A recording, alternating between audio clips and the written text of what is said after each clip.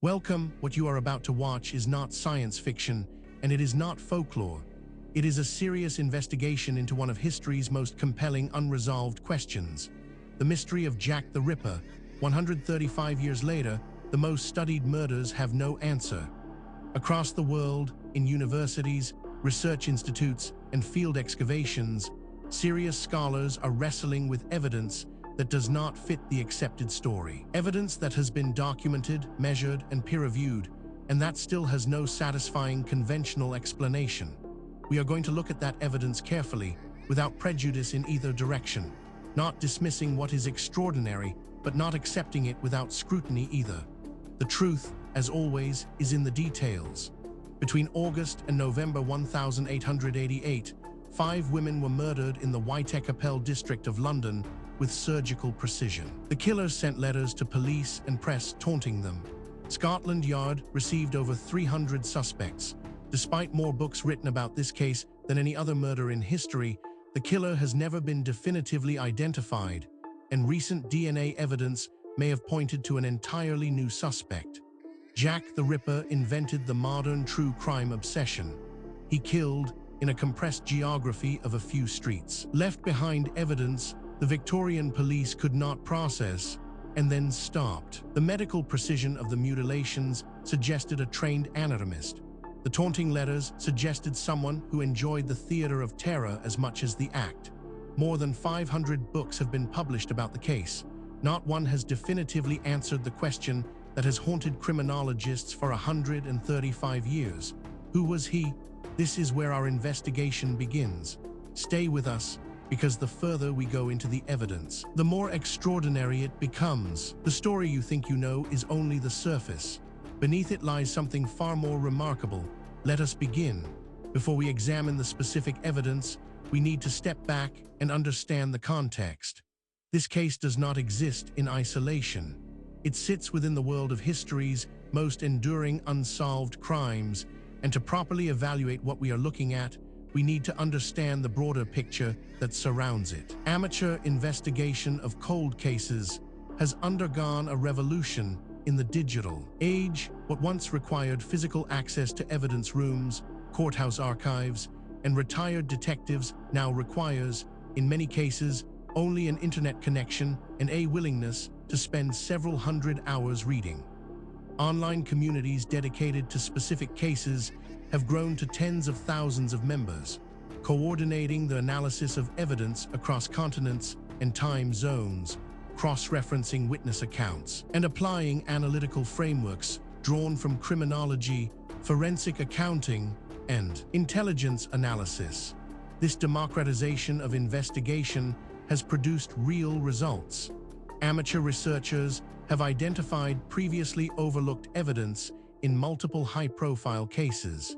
Citizen DNA investigations have generated viable leads that professional investigators subsequently pursued. Open-source intelligence techniques, originally developed for geopolitical analysis, have been applied to cold cases with unexpected success, identifying locations from historical photographs, tracking financial transactions through public records, and mapping suspect movements through period documents. But amateur investigation has also produced harm.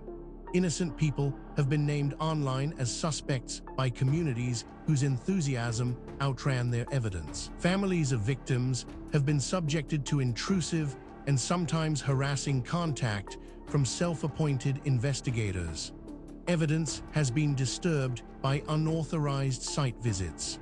The power of collective human intelligence, when applied to genuine mystery, is remarkable. The question is whether it can be channeled in ways that help rather than harm the living people caught in the blast radius of historical crimes.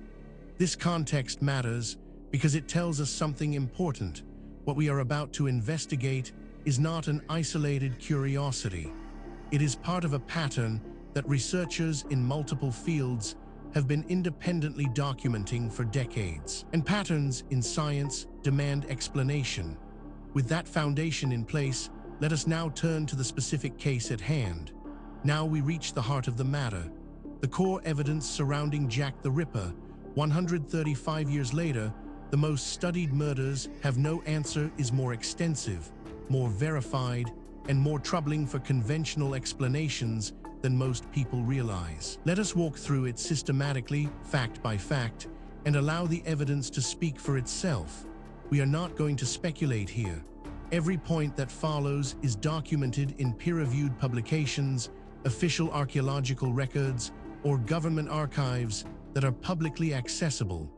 The question is not whether these facts are real. The question is what they mean.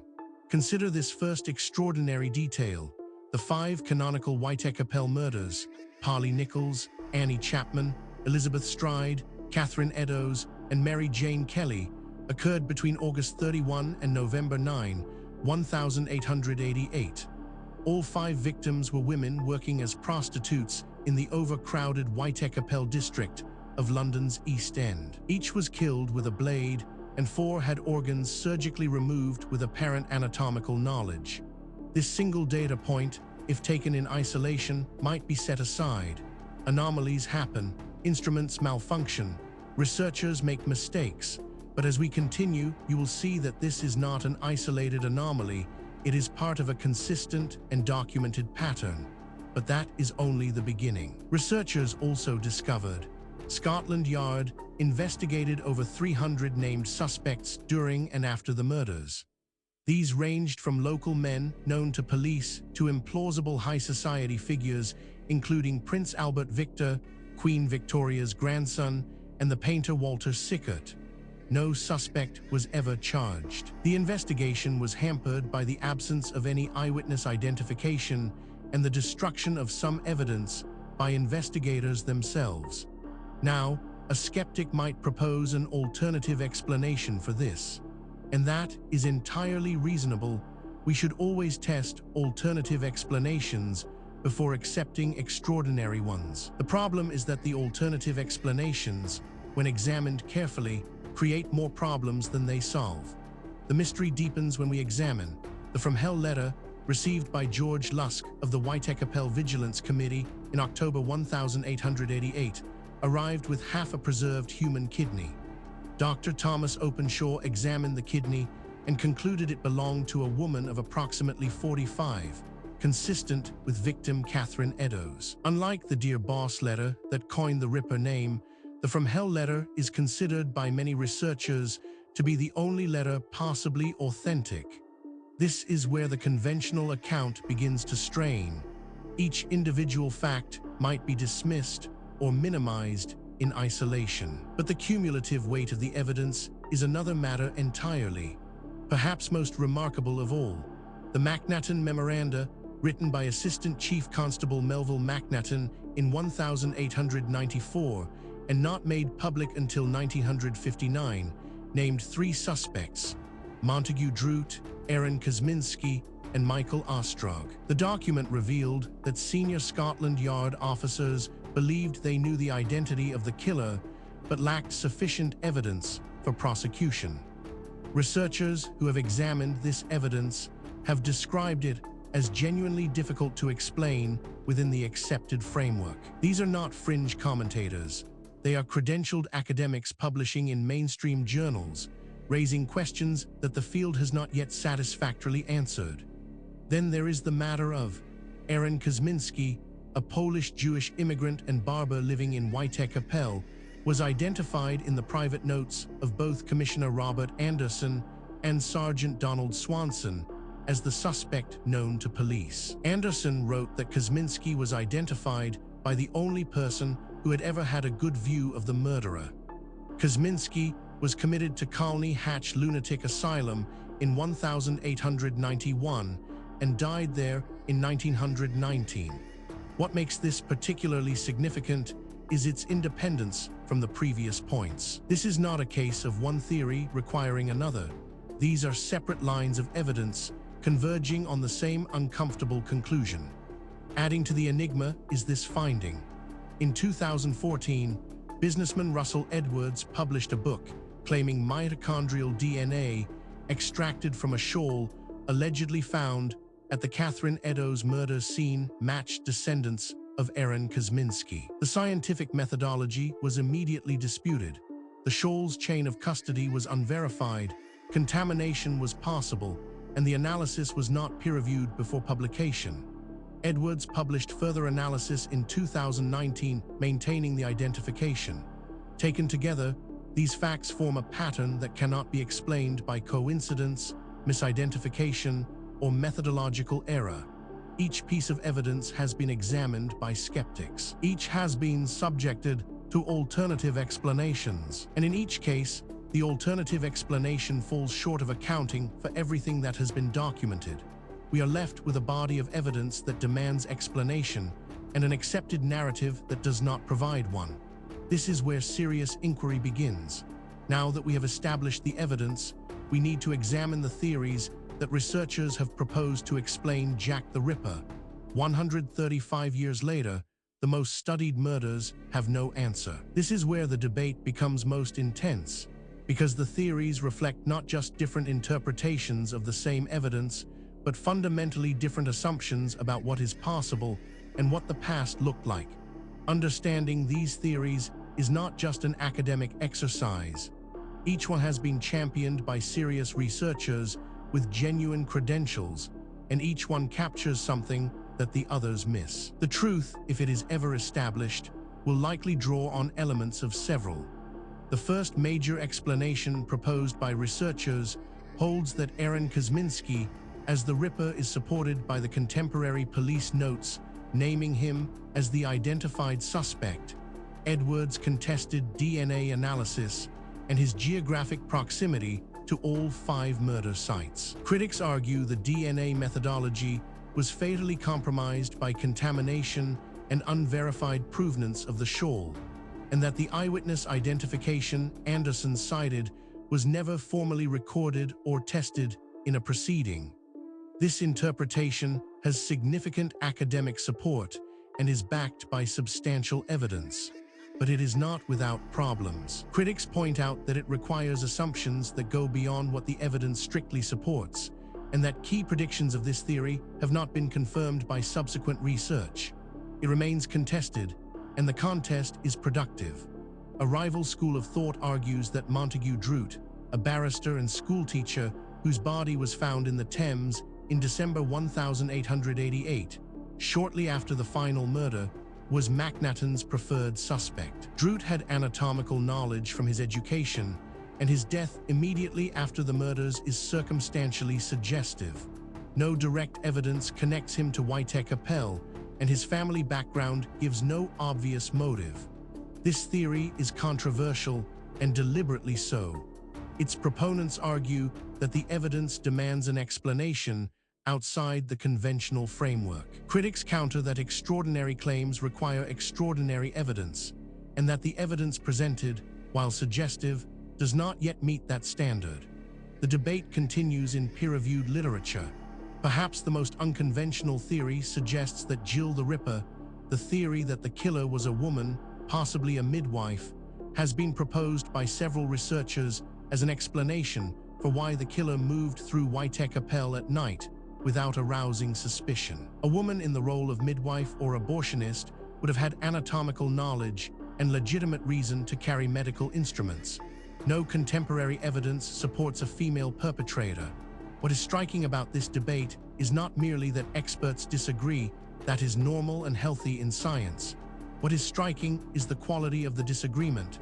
Serious researchers, working from the same body of evidence, reaching genuinely different conclusions. That level of fundamental disagreement, when it persists over decades, is a signal that something important has not yet been understood. The question is not which of these theories is right. The question is whether any of them is right, or whether the truth is something that none of the current frameworks has yet been able to capture. The case surrounding Jack the Ripper, 135 years later, the most studied murders have no answer, does not rest on speculation alone. What distinguishes this investigation from pure mythology is the existence of documented, physical, verifiable evidence, material that has been examined by credentialed researchers and whose authenticity is not seriously disputed. What is disputed is its interpretation. Let us review the most significant documented evidence, as objectively as possible. We are not going to cherry-pick the data that supports a preferred conclusion. We are going to lay out what exists and let you draw your own assessment. Physical evidence supporting this account includes the Kosminski DNA evidence published by Edwards in 2014 and 2019 remains the most scientifically ambitious attempt to resolve the case. However, peer review has been deeply skeptical. The Scholl's provenance cannot be verified to 1888, and mitochondrial DNA matches a maternal lineage shared by potentially thousands of individuals. A definitive nuclear DNA match, if achievable from the Scholl, would be far more probative. This evidence has been subjected to independent verification. Skeptics have examined it. Alternative explanations have been proposed and tested. The data remains. The question of what it means remains open. Investigators have documented the medical reports of Dr. Frederick Brown, who examined Catherine Eddowes, and Dr. Thomas Bond, who examined Mary Jane Kelly, are the primary surviving forensic documents. Both noted that the mutilations displayed anatomical knowledge beyond that of a layman, a consistent feature of the crimes that has directed suspicion toward medical or veterinary professionals throughout the investigation's history. This evidence, has been subjected to independent verification. Skeptics have examined it. Alternative explanations have been proposed and tested. The data remains. The question of what it means remains open. On-site analysis revealed the McNaughton Memoranda and the Anderson and Swanson marginalia are the strongest contemporary evidence pointing to a specific suspect. These are internal police documents not written for public consumption, which gives them evidentiary weight that published suspect books lack. All three documents converge on Kosminski or someone very like him as the individual senior investigators believed guilty. This evidence has been subjected to independent verification. Skeptics have examined it. Alternative explanations have been proposed and tested. The data remains. The question of what it means remains open. Each individual piece of evidence might, in principle, be explained away. A single anomalous artifact might be misidentified. A single anomalous date might reflect contamination. A single anomalous eyewitness account might reflect misperception. The question is whether all of the evidence can be explained away, and whether the explanations required are more or less plausible than the evidence itself. When multiple independent lines of inquiry converge on the same conclusion, that convergence is the most powerful signal in empirical science. And that is exactly what we are seeing here. We have examined the history, the evidence, and the theories surrounding Jack the Ripper. 135 years later, the most studied murders have no answer. Now we need to ask the question that is sometimes overlooked in discussions of ancient mysteries. Why does this matter?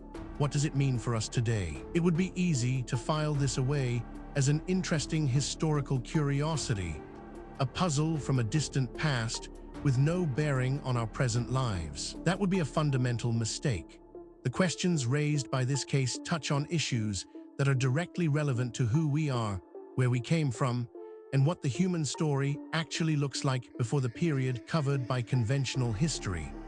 Russell Edwards' 2019 publication of further DNA analysis has not resolved the scientific dispute over the Scholl's provenance or the methodology. Ripperology, the study of the case, remains a cottage industry.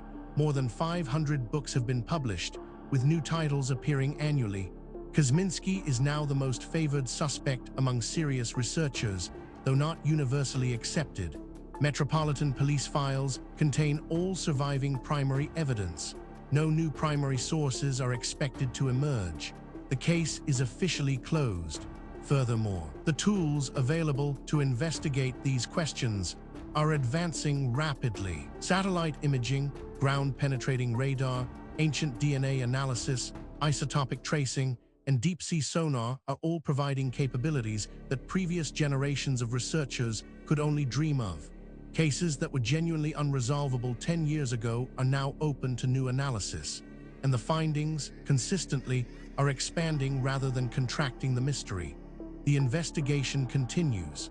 new discoveries are being made. New analyses are being published. New voices are entering the conversation from disciplines that were not previously part of the discussion. The answers, when they come, and they will come, will not merely solve a historical puzzle. They will force a fundamental revision of assumptions that underpin our entire understanding of human history and human potential. We have now walked through the complete case of Jack the Ripper, 135 years later. The most studied murders have no answer from the historical record through the physical evidence, across the competing theories, and into the modern significance of what remains unresolved. What the story of Jack the Ripper ultimately reveals is not just a historical puzzle. It is a mirror. It reflects our assumptions back at us, our assumptions about what ancient people were capable of, about how knowledge is gained and lost across the centuries, and about the relationship between what we know and what we merely think we know. The evidence presented in this documentary is real. The questions it raises are genuine. The debate among researchers is ongoing, and that is healthy. Science is not a set of conclusions. It is a process. And the process requires that we remain open to evidence that challenges what we thought we knew, however uncomfortable that challenge might be. If you came to this documentary as a skeptic, we hope the evidence gave you something to think about. If you came as a true believer, we hope the critical examination gave you a more nuanced picture. The truth, as always, lies in the evidence, not in what we want to be true. Thank you for watching. If this investigation sparked your curiosity, please subscribe to the channel. We publish new documentaries every week, covering the full range of historical mysteries that the mainstream has not yet adequately explained. Leave a comment below telling us which case you want us to investigate next. The conversation continues. The investigation never ends.